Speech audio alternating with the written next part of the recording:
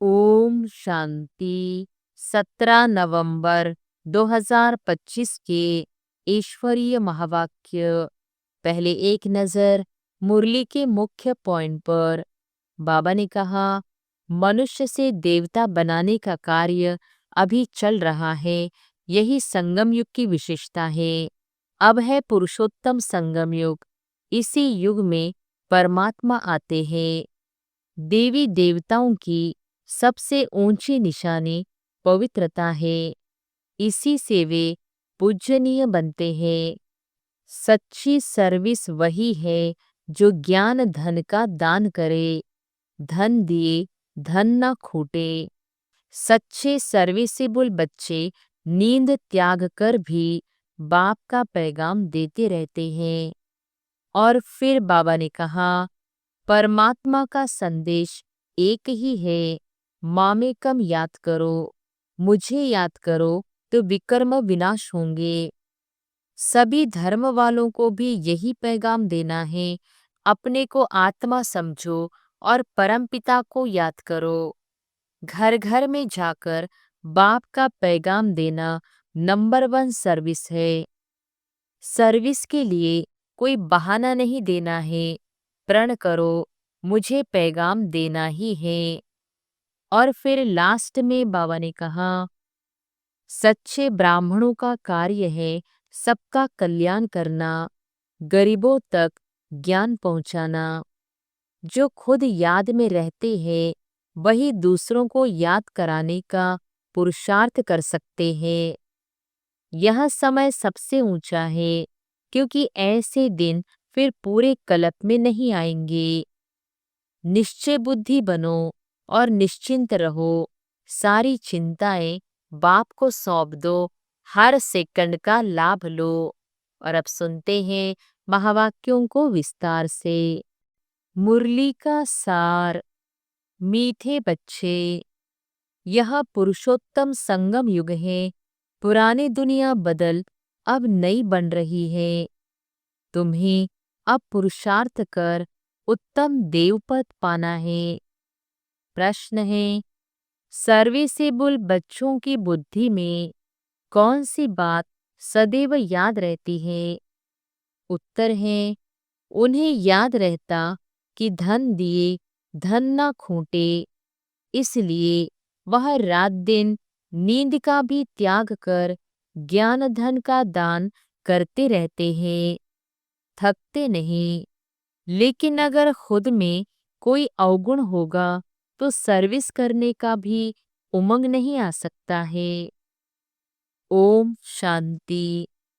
मीठे मीठे रूहानी बच्चों प्रति बाप बैठ समझाते हैं।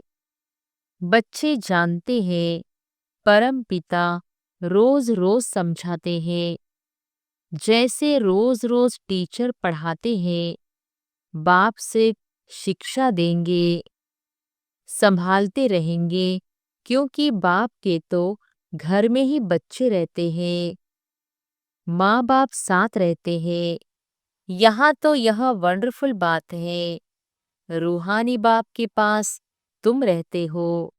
एक तो रूहानी बाप के पास मूल वतन में रहते हो। फिर कल्प में एक ही बार बाप आते हैं बच्चों को वर्षा देने व पावन बनाने, सुख व शांति देने। तो जरूर नीचे आकर रहते होंगे। इसमें ही मनुष्यों का मुंझारा है। गायन भी है, साधारण तन में प्रवेश करते हैं। अब साधारण तन कहाँ से उड़कर तो नहीं आता। जरूर जरूर मनुष्य के तन में ही आते हैं। सो भी बताते हैं, मैं इस तन में प्रवेश करता हूँ। तुम बच्चे भी अब समझते हो, बाप हमको स्वर्ग का वर्षा देने आए हैं। जरूर हम लायक नहीं हैं, पतित बन गए हैं। सब कहते भी हैं, हे पतित पावन, आओ आकर हम पतितों को पावन बनाओ। बाप कहते हैं, मुझे कलप कलप पतितों को पावन करने की ड्यूटी मिली हुई है। हे बच्चों, अब इस पतित दुनिया को पावन बनाना है। पुरानी दुनिया को पतित, नई दुनिया को पावन कहेंगे। गोया पुरानी दुनिया को नया बनाने बाप आए हैं। कलयुग को तो कोई भी नई दुनिया नहीं कहेंगे। यह तो समझ की बात है ना। कलयुग है पुरानी दुनिया। बाप भी आएंगे जरूर पुराने और नए के संगम पर। जब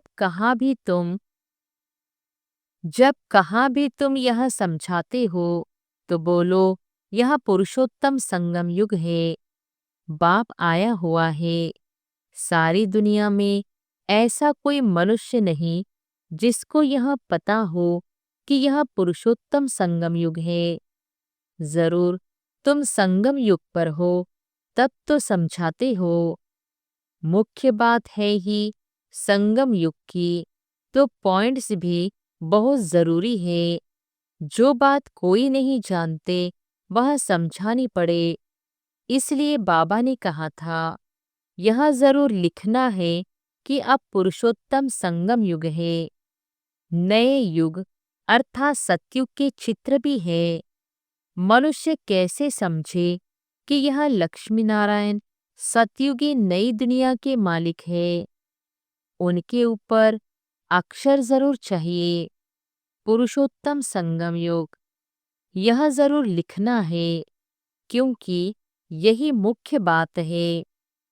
मनुष्य समझते हैं कलयुग में अभी बहुत वर्ष पड़े हैं, बिल्कुल ही घोर अंधियारे में है, तो समझाना पड़े नई दुनिया के मालिक यह लक्ष्मी नारायण है। यह है पूरी निशानी। तुम कहते हो इस राज्य की स्थापना हो रही है। गीत भी है, नवयुग आया अज्ञान नींद से जागो। यह तुम जानते हो। अब संगम युग है, इनको नवयुग नहीं कहेंगे। संगम को संगम युग ही कहा जाता है। यह है पुरुषोत्तम संगम योग। जबकि पुरानी दुनिया खत्म हो और नई दुनिया स्थापन होती है। मनुष्य से देवता बन रहे हैं, राजयोग सीख रहे हैं। देवताओं में भी उत्तम पद है ही इन लक्ष्मी नारायण का।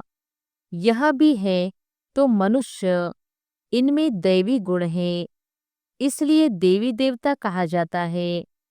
सबसे उत्तम गुण है पवित्रता का।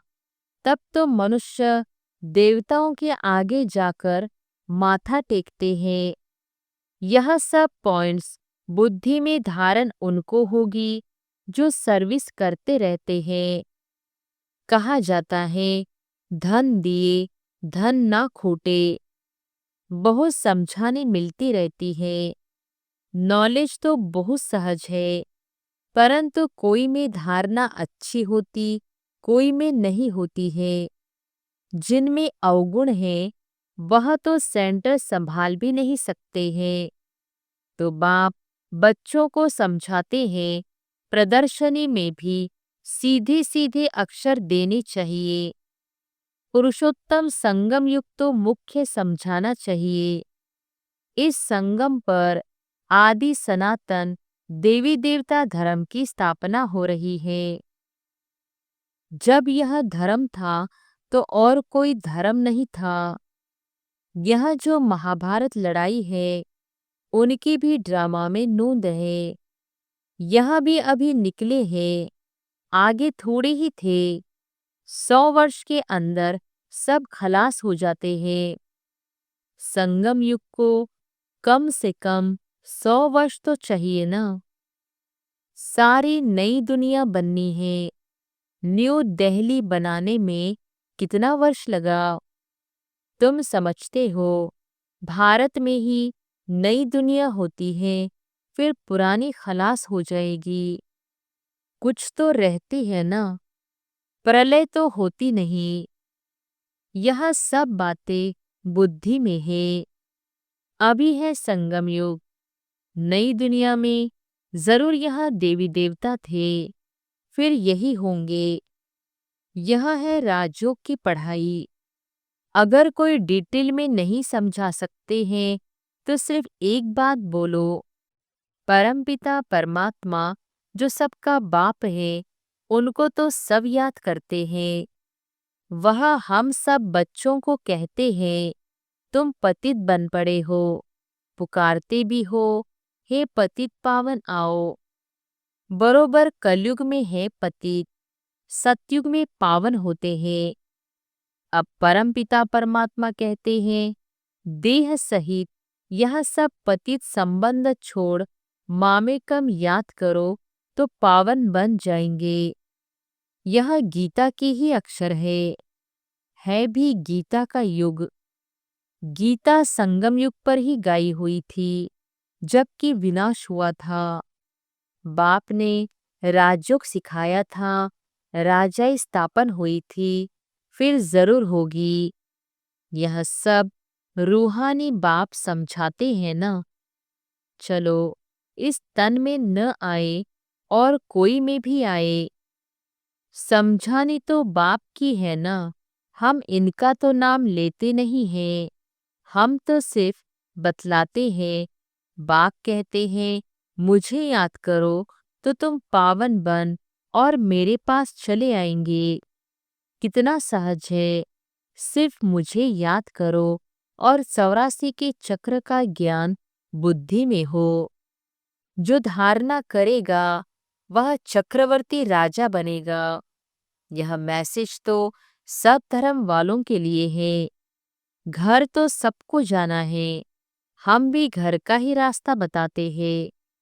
पादरी आदि कोई भी हो, तुम उनको बाप का संदेश दे सकते हो। तुमको खुशी का बहुत पारा चढ़ना चाहिए। परमपिता परमात्मा कहते हैं, मामेकम याद करो तो तुम्हारे विकर्म विनाश होंगे। सबको यही याद कराओ।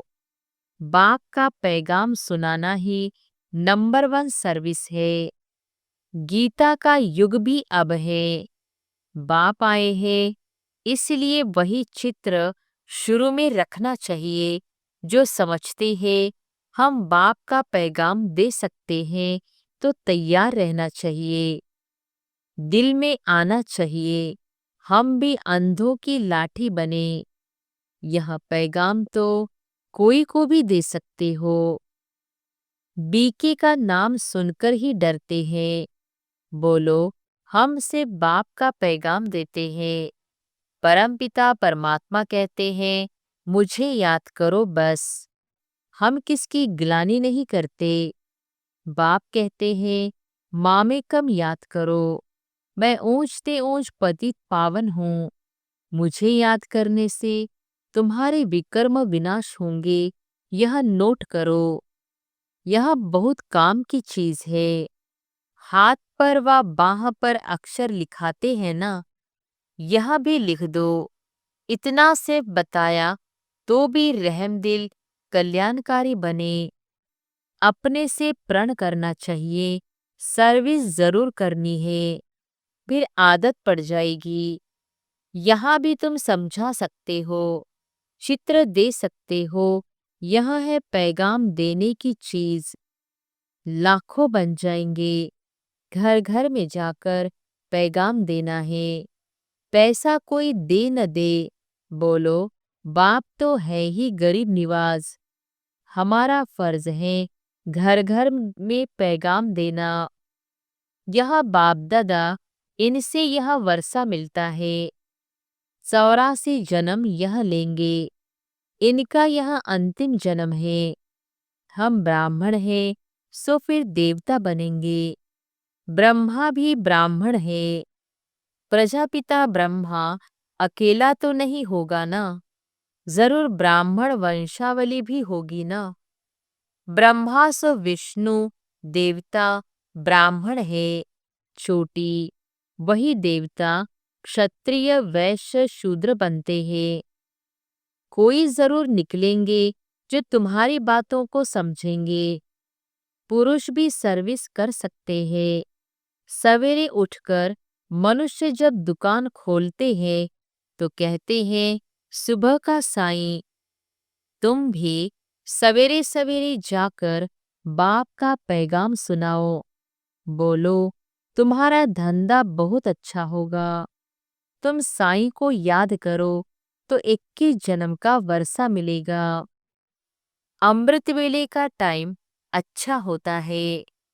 आजकल कारखानों में माताएं भी बैठ काम करती है। यह बैज भी बनाना बहुत सहज है। तुम बच्चों को तो रात दिन सर्विस में लग जाना चाहिए। नींद हराम कर देनी चाहिए। बाप का परिचय मिलने से मनुष्य धन के बन जाते हैं। तुम किसको भी पैगाम दे सकते हो। तुम्हारा ज्ञान तो बहुत ऊंचा है। बोलो, हम तो एक को याद करते हैं। क्राइस्ट की आत्मा भी उनका बच्चा थी। आत्माएं तो सब उनके बच्चे हैं। वही गॉडफादर कहते हैं कि और कोई भी देहधारियों को मत याद करो। तुम अपने को आत्मा समझ मामेकम याद करो तो विकर्म विनाश हो जाएंगे, मेरे पास आ जाएंगे। मनुष्य पुरुषार्थ करते ही हैं घर जाने के लिए, परंतु जाता कोई भी नहीं। देखा जाता है बच्चे अभी बहुत ठंडे हैं, इतनी मेहनत पहुंचती नहीं, बहाना करते रहते हैं। इसमें बहुत सहन भी करना पड़ता है। धर्म स्थापक को कितना सहन करना पड़ता है। क्राइस्ट के लिए भी कहते हैं उनको क्रॉस पर चढ़ाया। तुम्हारा काम है सबको संदेश देना। उसके लिए युक्तियां बाबा बताते रहते हैं। कोई सर्विस नहीं करते हैं तो बाबा समझते हैं धारणा नहीं है। बाबा राय देते हैं कैसे पैगाम दो। ट्रेन में भी तुम यह पैगाम देते रहो। तुम जानते हो हम स्वर्ग में जाते हैं, कोई शांति धाम में भी जाएंगे ना। रास्ता तो तुम ही बता सकते हो। तुम ब्राह्मणों को ही जाना चाहिए। है तो बहुत, ब्राह्मणों को कहाँ तो रखेंगे ना। ब्राह्मण, देवता, क्षत्रिय, प्रजापिता ब्रह्मा की औलाद तो जरूर होंगे ना। आदि में है ही ब्राह्मण। तुम ब्राह्मण हो, ऊंचे ते ऊंच। वह ब्राह्मण है कुख वंशावली। ब्राह्मण तो जरूर चाहिए ना, नहीं तो प्रजापिता ब्रह्मा के बच्चे ब्राह्मण कहाँ गए। ब्राह्मणों को तुम बैठ समझाओ तो वह झट समझ जाएंगे। बोलो, तुम भी ब्राह्मण हो, हम भी अपने को ब्राह्मण कहलाते हैं। अब बताओ, तुम्हारा धर्म स्थापन करने वाला कौन। ब्रह्मा के सिवाय कोई नाम ही नहीं लेंगे। तुम ट्रायल कर देखो। ब्राह्मणों के भी बहुत बड़े बड़े कुल होते हैं। पुजारी ब्राह्मण तो ढेर है। अजमेर में ढेर बच्चे जाते हैं। कभी कोई ने समाचार नहीं दिया कि हम ब्राह्मणों से मिले। उनसे पूछा, तुम्हारा धर्म स्थापन करने वाला कौन। ब्राह्मण धर्म किसने स्थापन किया। तुमको तो मालूम है सच्चे ब्राह्मण कौन है। तुम बहुतों का कल्याण कर सकते हो। यात्राओं पर भक्त ही जाते हैं। यह चित्र तो बहुत अच्छा है लक्ष्मी नारायण का। तुमको मालूम है जगदम्बा कौन है, लक्ष्मी कौन है। ऐसे ऐसे तुम नौकरों, भेलनियों आदि को भी समझा सकते हो। तुम्हारे बिगर तो कोई है नहीं जो उन्हों को सुनाए। बहुत रहमदिल बनना है। बोलो, तुम भी पावन बन पावन दुनिया में जा सकते हो। अपने को आत्मा समझो। शिव बाबा को याद करो। शौक बहुत होना चाहिए किसको भी रास्ता बताने का। जो खुद याद करते होंगे वही दूसरों को याद कराने का पुरुषार्थ करेंगे। बाप तो नहीं जाकर बात करेंगे। यहाँ तो तुम बच्चों का काम है, गरीबों का भी कल्याण करना है, बेचारे बहुत सुखी हो जाएंगे। थोड़ा याद करने से प्रजा में भी आ जाए, वह भी अच्छा है। यह धर्म तो बहुत सुख देने वाला है। दिन प्रतिदिन तुम्हारा आवाज जोर से निकलेगा। सबको यही पैगाम देते रहो, अपने को आत्मा समझ बाप को याद करो। तुम मीठे मीठे बच्चे पद्मा पदम भाग्यशाली हो, जबकि महिमा सुनते हो तो समझते हो, फिर भी कोई बात की फिक्रात आदि क्यों रखनी चाहिए। यहाँ है गुप्त ज्ञान, गुप्त खुशी। तुम हो इनकॉग्निटो वॉरियर्स। तुमको अननोन वॉरियर्स कहेंगे, और कोई अननोन वॉरियर्स हो नहीं सकता। तुम्हारा दिलवाड़ा मंदिर पूरा यादगार है। दिल लेने वाले का परिवार है ना। महावीर, महावीरनी और उनकी औलाद, यह पूरा पूरा तीर्थ है। काशी से भी ऊंची जगह हुई।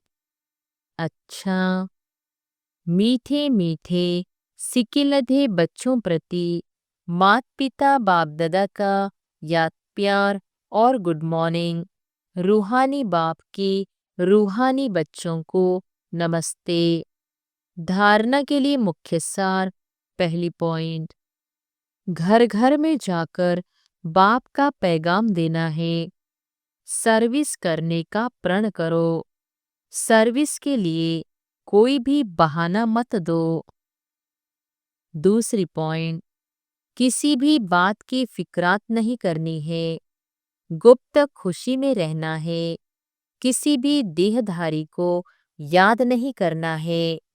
एक बाप की याद में रहना है। वरदान है, कल्याणकारी बाप और समय का हर सेकंड लाभ उठाने वाले निश्चय बुद्धि निश्चिंत भव। कल्याणकारी बाप और समय का हर सेकंड लाभ उठाने वाले निश्चय बुद्धि निश्चिंत भव।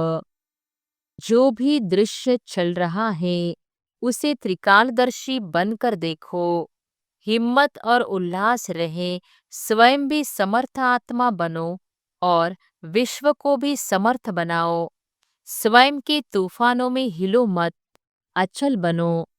जो समय मिला है, साथ मिला है, अनेक प्रकार के खजाने मिल रहे हैं, उनसे संपत्तिवान और समर्थिवान बनो। सारे कल्प में ऐसे दिन फिर आने वाले नहीं हैं, इसलिए अपनी सब चिंताएं बाप को देकर निश्चय बुद्धि बन सदा निश्चिंत रहो। कल्याणकारी बाप और समय का हर सेकंड लाभ उठाओ। स्लोगन है, बाप के संग का रंग लगाओ तो बुराइयां स्वतः समाप्त हो जाएंगी। बाप के संग का रंग लगाओ तो बुराइयां स्वतः समाप्त हो जाएंगी। अव्यक्त इशारे, अशरीरी व विदेही स्थिति का अभ्यास बढ़ाओ। विदेही बनने की विधि है बिंदी बनना।